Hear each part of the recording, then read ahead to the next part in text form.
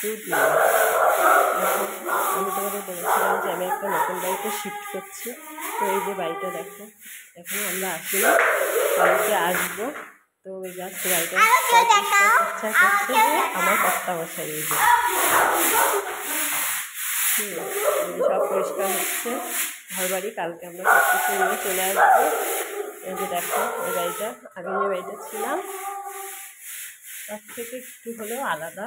এই যে দেখো, এই যে ছাদ আছে এই বাড়িটাতে। আবার ওই বাড়িটা তো ছিল, যদি সেই ছাদটা আমি ইউজ করতাম না।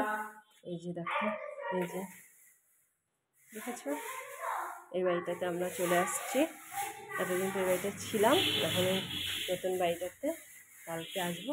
ছাদটা এখনও খোলা হয়নি, তো পরে খুলবো, যেহেতু এখন পরিষ্কার পরিচ্ছন্ন করতে এসছি তাই এখনও খুলে পাইনি। ছাদটা মোটামুটি পরিষ্কার আছে দেখলাম, তাই জন্য ছাদটা খুলিনি। যে ছাদটা তালা দেওয়া, কালকে তোমাদের দেখাবো। আর এই যে দেখো, ছেলে খুব খুশি, কারণ এখন ছাদ পেয়েছে, সিঁড়ি দিয়ে ওঠানামা করছে।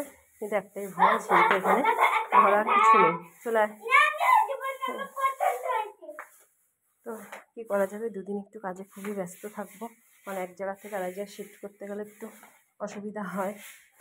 তাই জন্য ঠিক টাইম মতো ভিডিও করতেও একটু অসুবিধা হবে। তো যাক, কটা দিন যাক, তারপরে আবার করবো।